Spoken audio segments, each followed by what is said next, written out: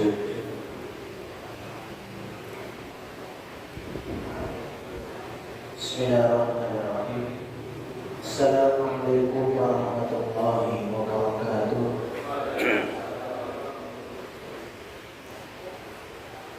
Semoga penguasa yang dalam ikut Allah memberi dan dewasa kesalahan. Bismillahirrahmanirrahim. Alhamdulillah, alhamdulillah, alhamdulillah, alhamdulillah. Alladzi khalaqal mauta wal hayata liyabluwakum ayyukum ahsanu amala. Asyhadu an la ilaha illallah wahdahu la syarika lah wa asyhadu anna Muhammadan abduhu wa rasuluhu la nabiyya ba'dah. Allahumma shalli ala sayyidina Muhammad wa ala ali sayyidina Muhammad kama shallaita ala sayyidina Ibrahim wa ala ali sayyidina Ibrahim wa barik ala sayyidina Muhammad wa ala ali sayyidina Muhammad kama barakta ala sayyidina Ibrahim wa ala ali sayyidina Ibrahim innaka Hamidum Majid.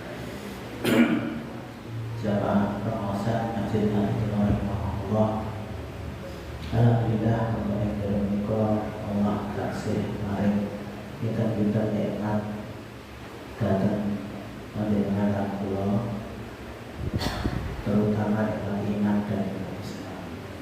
Salawat dan salam dan tetap kita kirimkan kepada keluarga kita dan Rasul Muhammad Sallallahu Alaihi Wasallam yang dan kelak semuanya mendapatkan syafaat dari beliau. Jamaah Allah yang dalam nikah pulang salamana saking Ustaz Yudin dan seterusnya. Terus ceritanya sanjani unian pengawasan Kamis malam Jumat kali Selasa malam Rabu, terus gandeng beliau dan acara tiap Kamis itu, terus kemudian diundur dikentos yang ke Sabtu. Bila ya Sabtu itu mesti ada acara terus kadang-kadang ya pulau kentosi, kadang bukan sakit, bahkan nanti Pak Tayo nanti kentosi dan terus bicara usah dengan baik sih tak ganti balik mana Kamis. Ya bismillah saat pulau ya amanah yang beliau berikan adalah untuk mengisi tentang fikih. Fikih yang saya pelajari di aliyah dulu madrasahnya adalah dengan kitab yang berbeda. Jadi yang saya sampaikan ini dari Said Sabiq ini termasuk kontemporer karena beliau itu lahir tahun 1915 kemudian meninggal tahun 2000 dia termasuk kita pelatihan ya. Sekarang 2026 ya. Jadi 26 tahun yang lalu baru meninggal. Said Sabiq itu asli orang Mesir ya.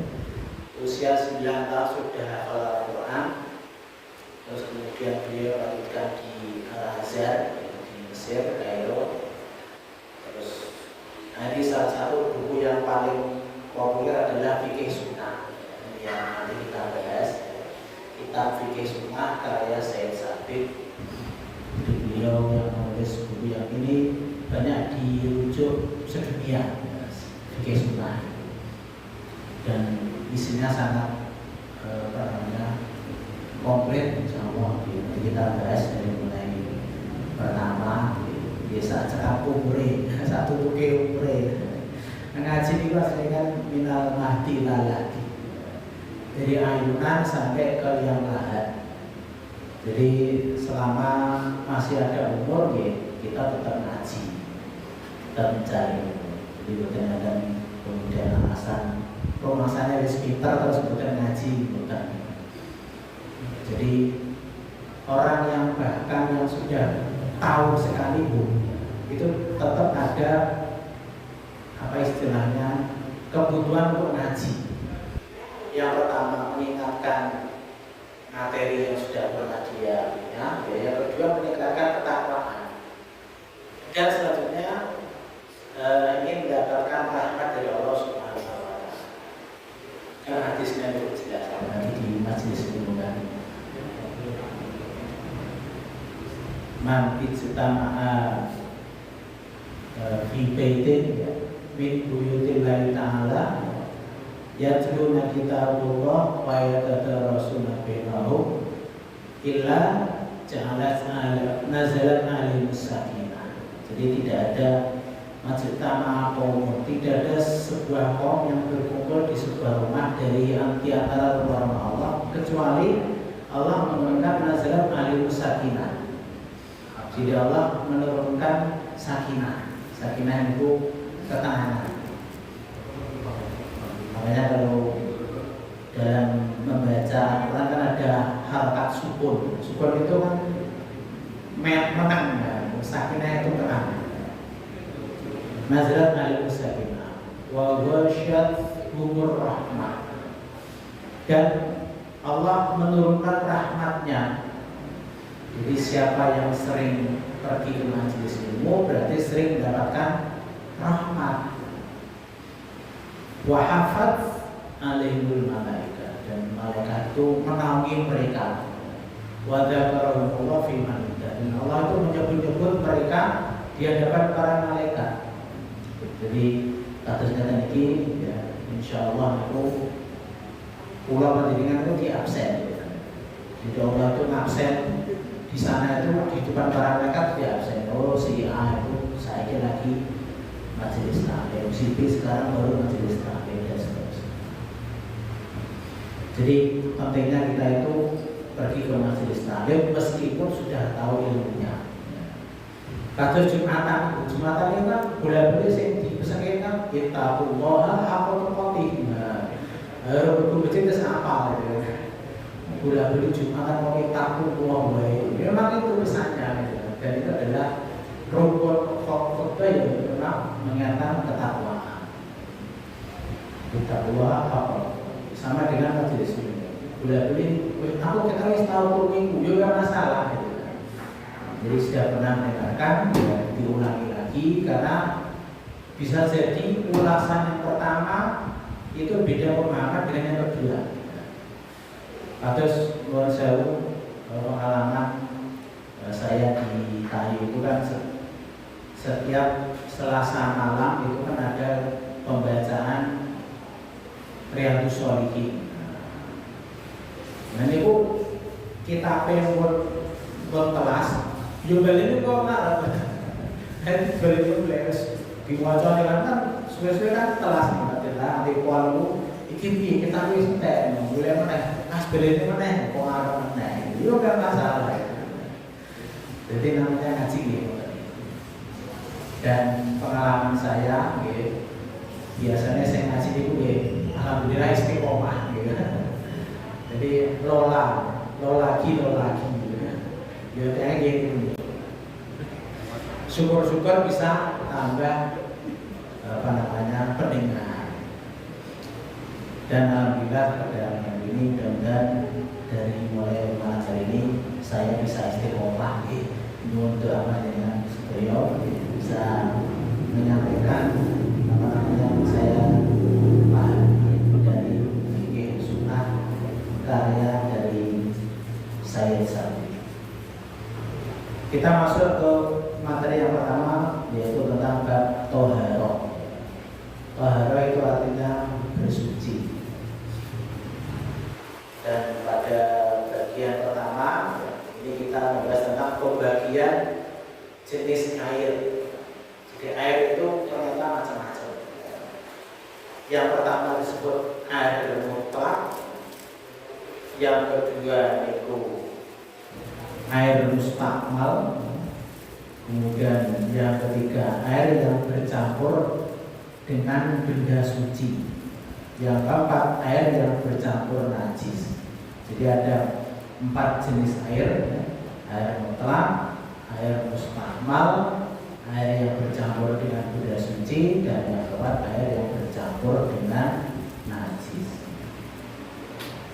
Apa itu air mutlak? Air mutlak hukumnya suci dan mensucikan. Jadi bisa dipakai untuk bersuci. Contohnya air hujan, salju dan embun. Jadi dengan wudhu kalau banyu hujan itu langsung, karena dia termasuk air mutlak. Kemudian salju, mungkin pas tindakan di luar negeri, mungkin luar ini tiba-tiba turun salju, itu bisa dipakai untuk bersuci. Dan adalah embun. Nah, biasanya tinggi rumput-rumput, ada kata. Buat di Cilem itu hobi bahasa, nah putusnya itu ngebun. Nah, ngebun itu juga boleh embun itu. Jadi melangkah-melangkah kayak sabin, terus itu melipir yang pinggiran kan kakak suket. Nah itu rasanya seger. Tapi saat ini obatnya ternyata sudah diolah kabeh. Jadi udaranya aspal, pinggirnya dicor, ya supaya itu ketan. Ya. Kalau tangannya ngomah, gitu. Jadi udaranya istilah ngebul balik. Dalilnya apa? Ya, surah Al-Anfal, surah yang ke-8 ayat yang ke-11. A'udzubillahi minasyaitonir rajim. Wa yunazzilu 'alaikum minas samaa'i ma'an liyutahhirakum bih. Dan Allah menurunkan kepadamu hujan dari langit untuk mensucikan kamu dengan hujan itu. Kemudian di ayat lain surah Al-Furqan, surah yang ke-25 ayat ke-48, A'udzubillahi minasyaitonir rajim. Wa anzalna minas samaa'i ma'an tahura. Dan kami turunkan dari langit air yang sangat bersih. Kemudian ada hadis ya dari Abu Hurairah, dia berkata, ketika Rasulullah takbir dalam sholat, beliau berdiam sesaat sebelum membaca surah Al-Fatihah. Lantas aku bertanya kepada beliau, wahai Rasulullah, demi kemuliaan ibu dan bapakku, apa yang kau baca ketika berdiam sesaat di antara takbir dan membaca Al-Fatihah? Kemudian beliau menjawab, aku membaca Allahumma ba'id baini wa baina khotoyaya kama ba'adta bainal masyriqi wal maghrib. Allahumma naqqini min khotoyaya kama yunaqqat thawbul abyadu minad danas. Allahumma ighsilni min khotoyaya bisalji wal ma'i wal bahr. Yang artinya, ya Allah, jauhkanlah diriku dari dosa-dosaku sebagaimana Engkau menjauhkan jarak antara timur dengan barat.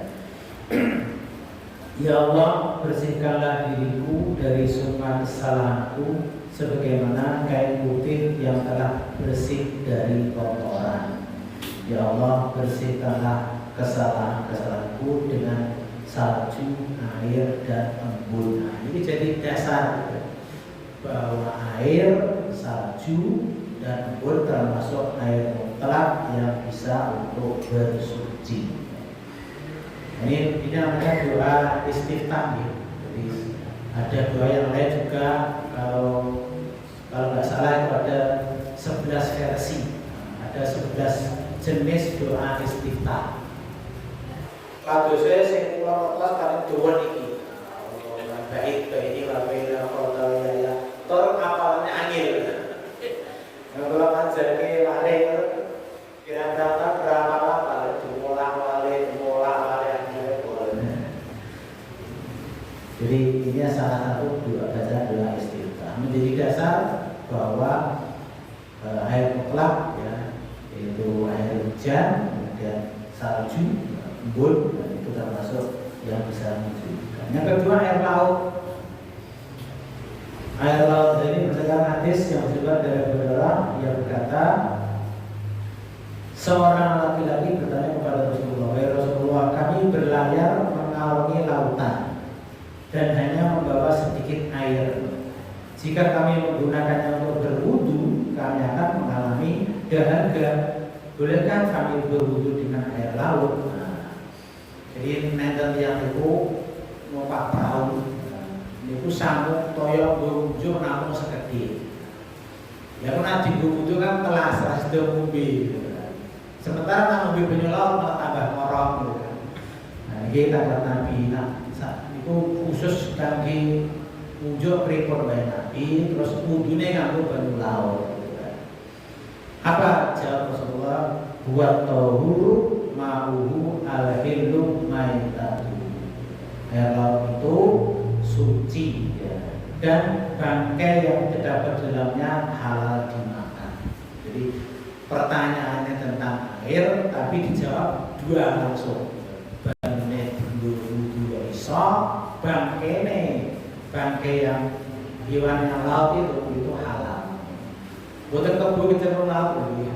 Karena kebun cenderung laut mati terus dimakan gitu, dan itu bangkai hewan biasa.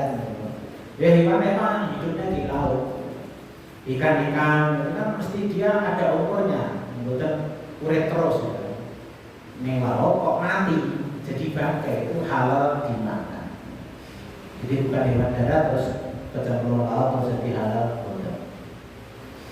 Imam Tirmidzi berkata hadis ini hasan dan sahih. Saya pernah bertanya kepada Muhammad bin Ismail Al-Bukhari mengenai hadis ini dan dia menjawab bahwa hadis ini sahih. Jadi yang kedua air laut ya, itu bisa dipakai untuk berwudu.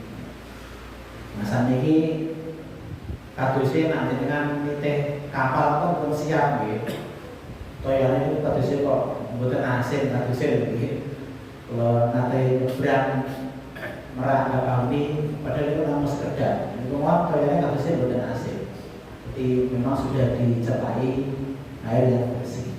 Ini kan ceritanya ini menawi penelitian perahu kan berarti gampang nyaluk toyo. Nah kapal kan ya menurut toyo kecuali pas airnya pasang atau gimana itu bisa. Berikutnya air Zam-Zam. Hal ini berdasarkan pada hadis yang bersumber dari Ali radhiyallahu anhu yang berkata sesungguhnya Rasulullah pernah meminta seember air Zam-Zam, lalu beliau meminumnya kemudian berwudu dengannya. Hadis riwayat Ahmad. Jadi angsal wudu kalih air Zam-Zam. Tapi ampun Zam-Zam ini buat kaji ya. Terus sithik-sithik tinggo wudu. Mungkin pakai kotor udah Zam-Zam dengan wudu ya sudah. Pas kondisi di sana, dengan pas di Masjidil Haram atau di Masjid Nabawi ini memang kata ya. Jadi banyak jerigen itu isinya air Zam-Zam. Memang itu di stok terus. Itu silakan dipakai untuk berwudu, bisa diminum terutama untuk minum karena dia sebagai obat. Ini kan zaman Nabi itu kemungkinan namanya air ya baru air Zam-Zam itu. Kenapa? Karena belum ada teknologi menyuling. Kalau sekarang kan pakai sulingan, jadi air itu dari laut disuling, ya, kemudian dia jadi jernih dan tidak asin lagi. Maka dia kemudian yang dipakai untuk berwudu. Air Zam-Zam kemudian difungsikan untuk hanya untuk diminum.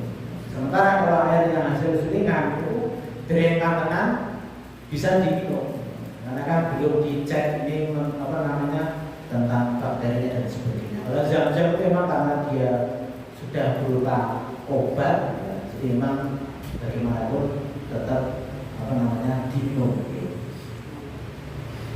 Berikutnya air yang berubah disebabkan lama tergenang.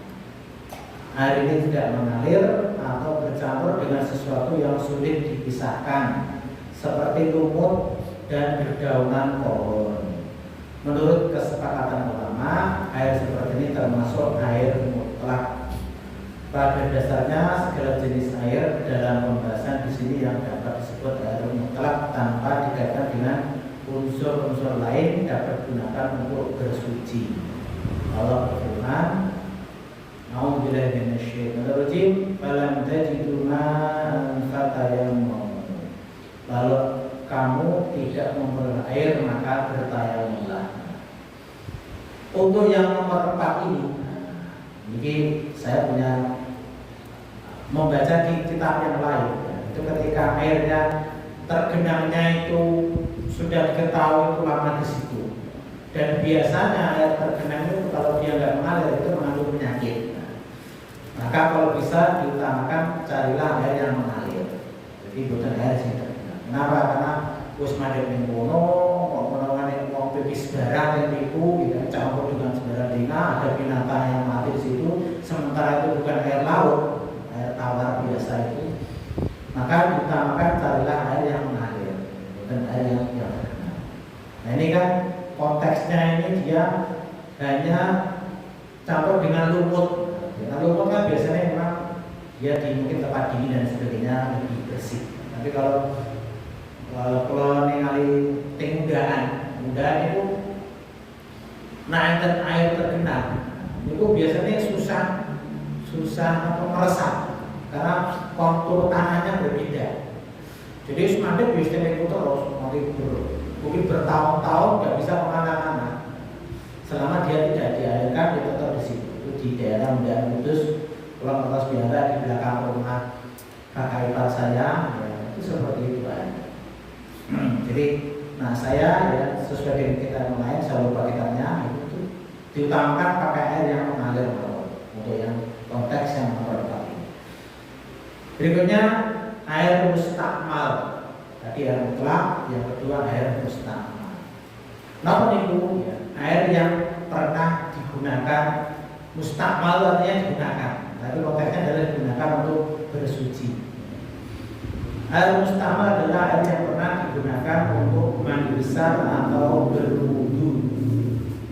Hukum air semacam ini adalah suci dan dapat digunakan untuk bersuci. Bagaimana air mutlak dengan tanpa ada perbedaan dari segi hukum. Sebab pada dasarnya dari suci dan tidak ada satu dalil yang meniadakan kesucian hukumnya. Ada dalil yang mengatakan bahwa hukum air mustakmal adalah suci dapat digunakan untuk bersuci adalah hadis Ubayy bin Muawwid ketika menjelaskan tata cara wudu Rasulullah SAW. Dia berkata Rasulullah SAW mengusap kepalanya dengan sisa air wudu yang terdapat pada kedua tangannya. Jadi wudu umur tangan masih ada sisanya itu ya itu diusahakan untuk kepala beliau. Ini hadis riwayat Ahmad dan Abu Daud. Dan redaksi hadis yang diriwayatkan Abu Daud berbunyi sesungguhnya Rasulullah mengusap kepalanya dengan air yang masih tersisa yang ada di tangannya. Abu Hurairah berkata, ia bertemu dengan Rasulullah di jalan di Madinah. Yang saat itu ia dalam keadaan junub. Dia lantas menghindari Rasulullah untuk mandi terlebih dahulu. Setelah itu, ia mendatangi Rasulullah. Saat bertemu dengan beliau, Rasulullah bertanya kepadanya, "Kemana engkau wahai Abu Hurairah?" Abu Hurairah menjawab, "Saya tadi dalam keadaan junub. Saya tidak akan duduk di sisimu dalam keadaan tidak bersuci." Rasulullah lalu bersabda, "Subhanallah, innal mu'mina la yankhus la yanjus." Subhanallah, sesungguhnya orang beriman itu tidak najis. Jadi yang najis itu fisiknya, bukan imannya.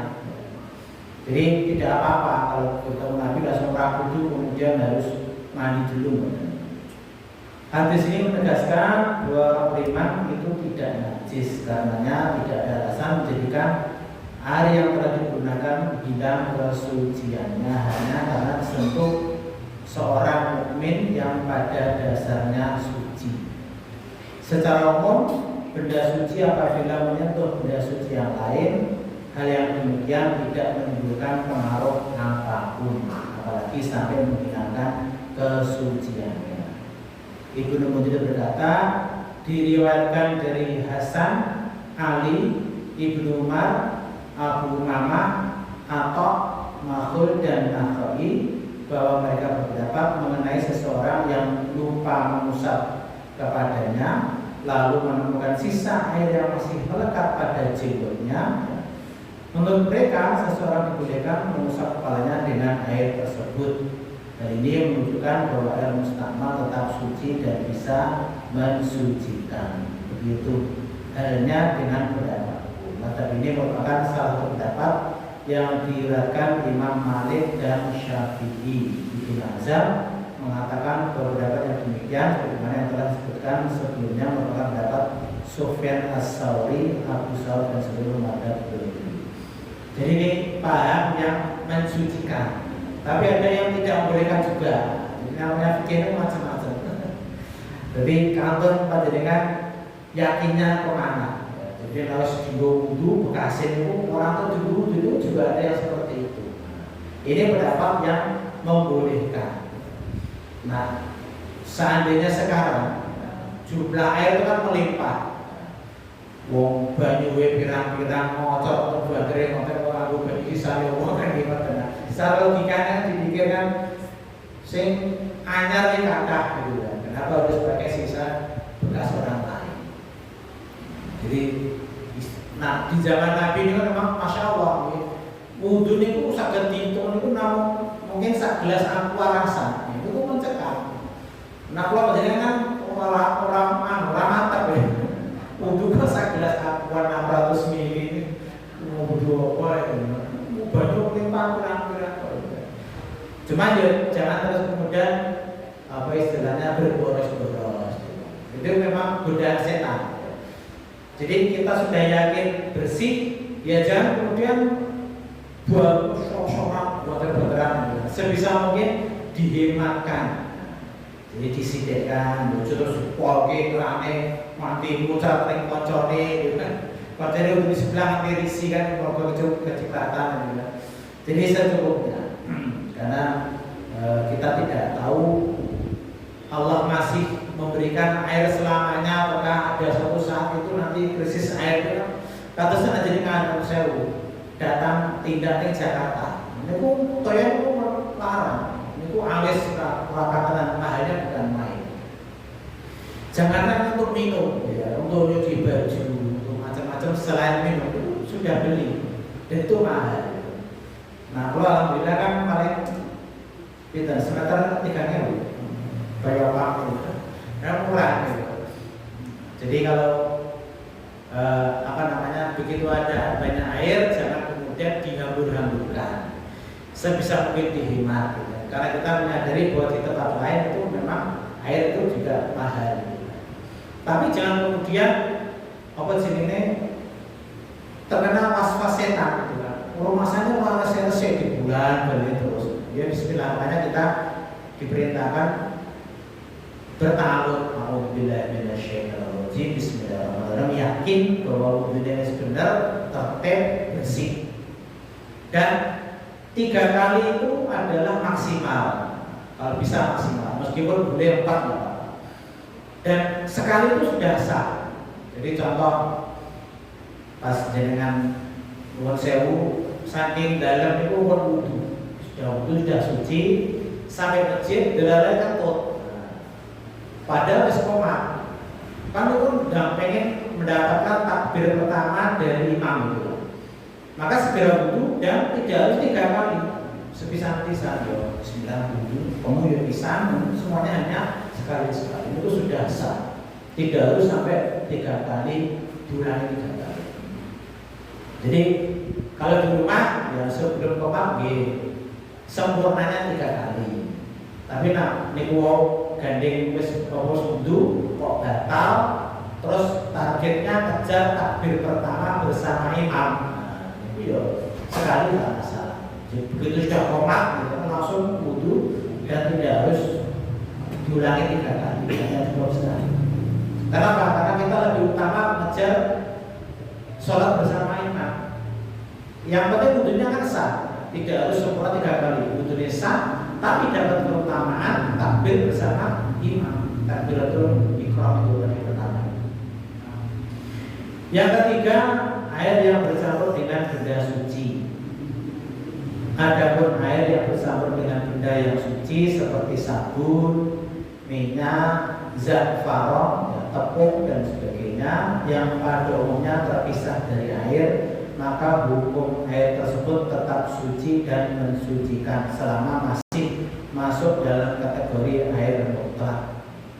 Jika tidak lagi masuk dalam kategori air mutlak, maka air itu hukumnya suci tapi tidak dapat mensucikan benda lain. Jadi kalau tercampur, kayak bisa maksudnya terpisah, bukan tercampur langsung ketemu gelepung kan. Selama masih terpisah, masih bisa dipisahkan, bisa dipakai untuk bersuci. Dari Umayyah dia berkata ketika putri Rasulullah SAW yaitu Zainab wafat, beliau masuk ke dalam ruangan kami, lalu beliau bersabda, mandikanlah dia jenazah Zainab sebanyak 3-5 kali atau lebih dari itu, jika perlu dengan air yang dicampur dengan daun bidara. Lalu campurlah air itu dengan kapur barus atau yang sejenis dengannya. Apabila telah selesai, beritahukanlah kepada bunga. Jadi ini dicampur dengan daun bidara, campur kapur barus atau yang sejenis dengannya. Berarti kan dia masih bisa mensucikan, ya, meskipun dicampur dengan benda suci yang lain. Kemudian beliau menyerahkan sehelai kain kafan yang sejenis sarung seraya berkata, barulah kain ini pada tubuh Zainab. Mayat tidak boleh dimandikan kecuali dengan air yang benar-benar suci untuk orang yang masih hidup. Jadi meskipun sudah jenazah, cara mensucikannya juga sama dengan orang yang masih hidup.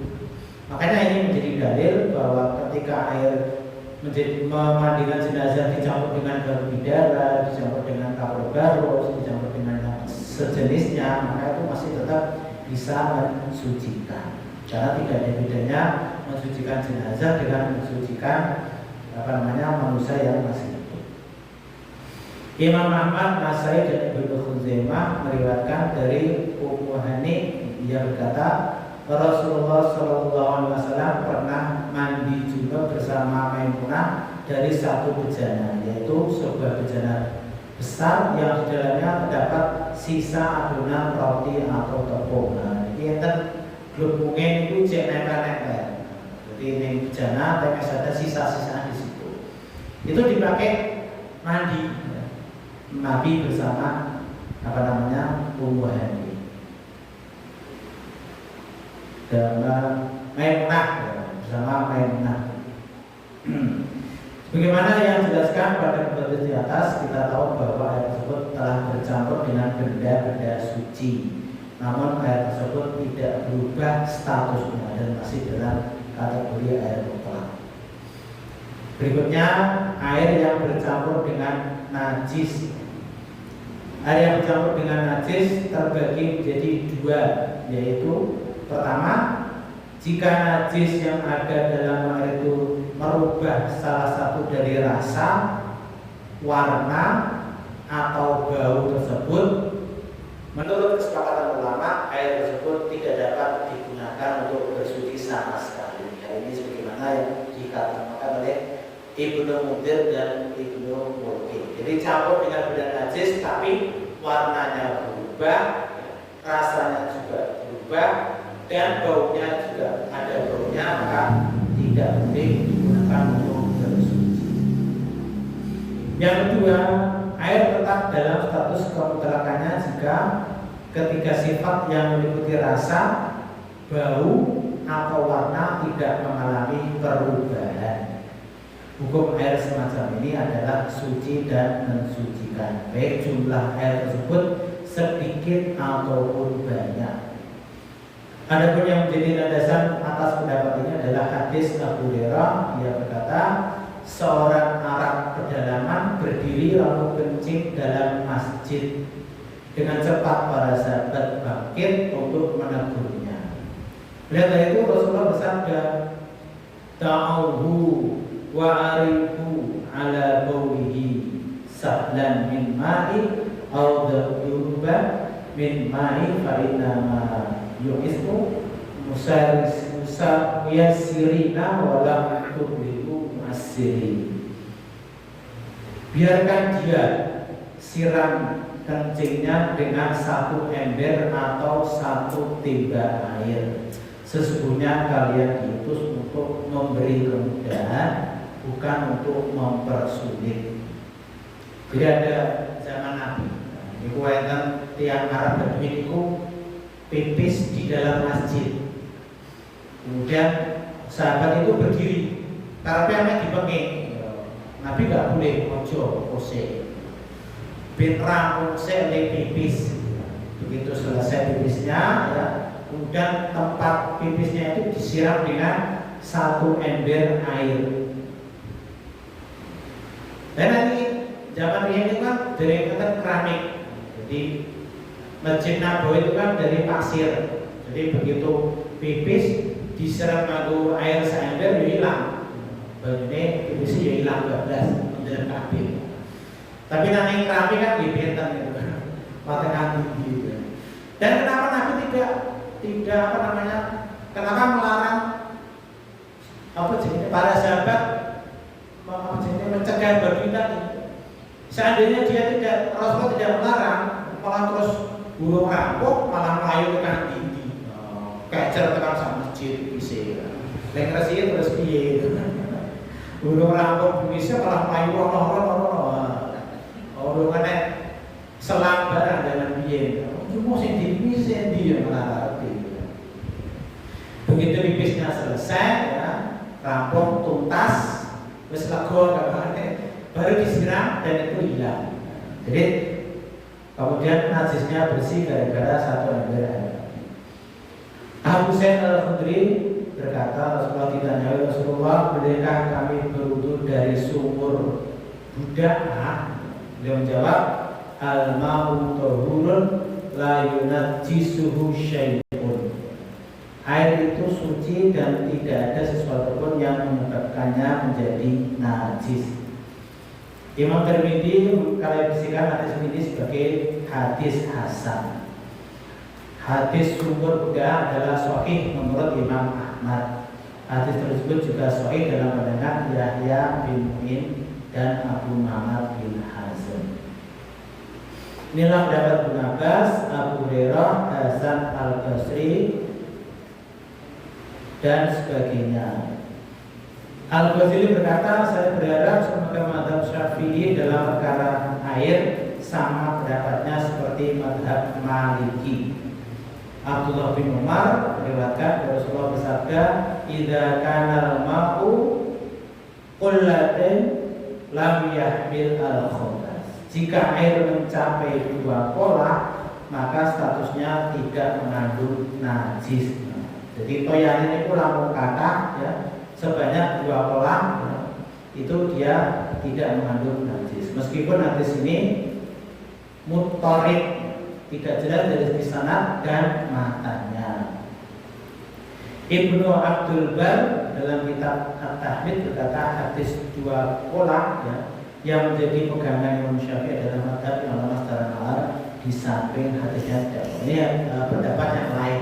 Jadi pendapat dari Imam Syafi'i ya dilemahkan oleh pendapat Maliki.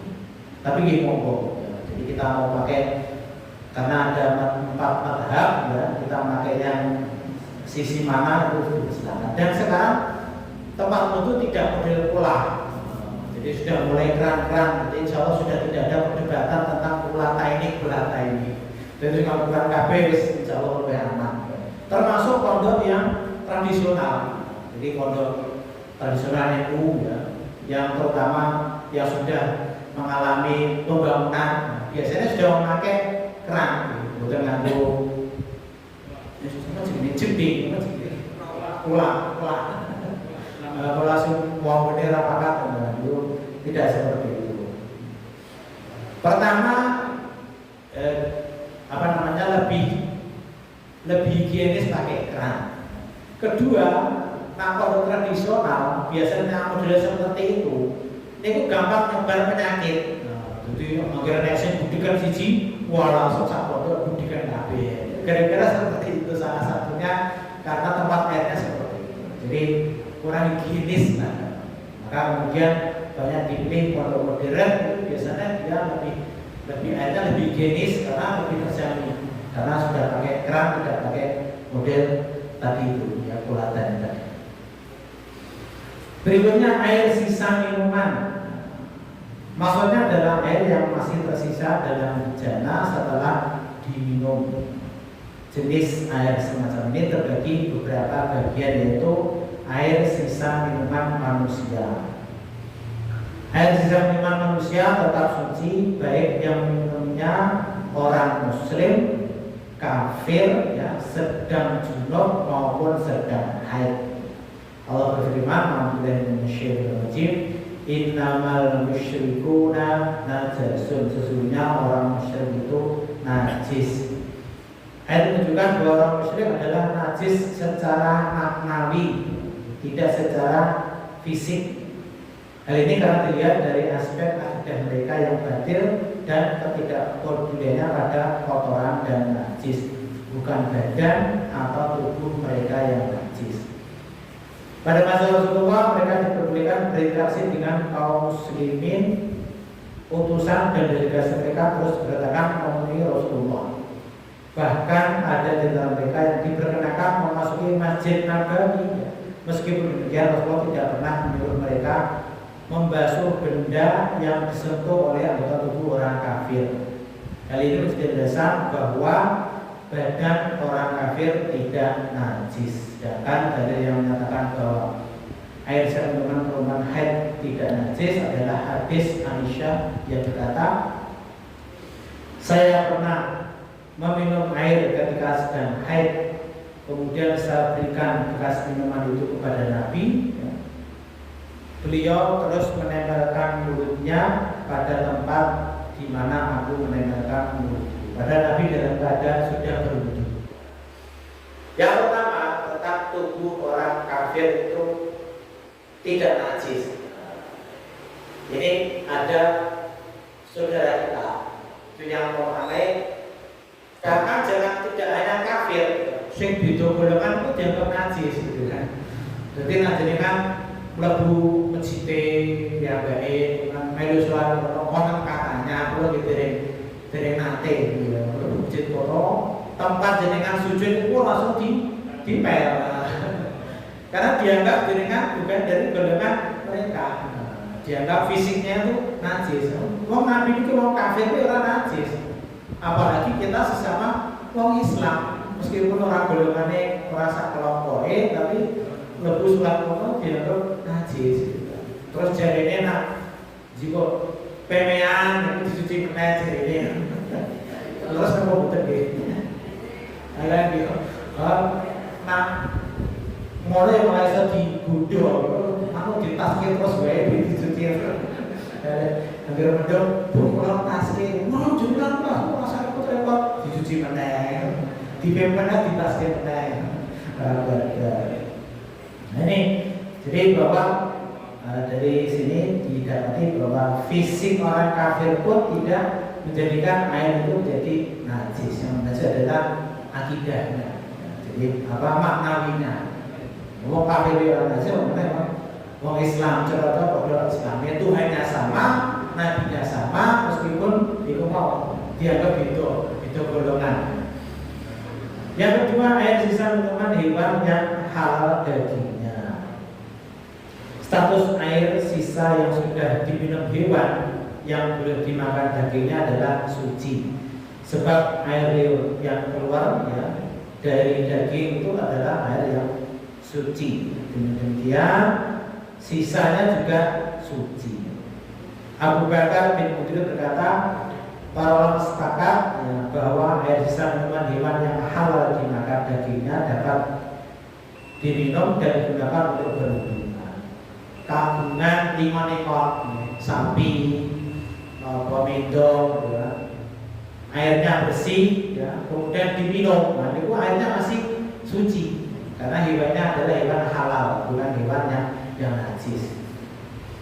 Yang ketiga, ini satu lagi ya, air sisa minuman keledai, burung dan hewan buas. Status air minuman keledai, burung dan hewan buas adalah juga suci. Adapun dalilnya, bolehkah kami berwudu dengan air sisa minuman keledai? Beliau menjawab, boleh. Begitu juga dengan air sisa minuman seluruh binatang, buas, burung dan sebagainya. Demikian yang dapat saya sampaikan. Kalau ada pertanyaan dari Allah, Kalau ada saran dari saya pribadi, mari kita tutup dengan adalah alhamdulillahirabbil alamin. Subhanakallahumma bihamdika asyhadu an la ilaha illa anta astaghfiruka wa atubu ilaik. Assalamualaikum warahmatullahi wabarakatuh. Waalaikumsalam warahmatullahi wabarakatuh.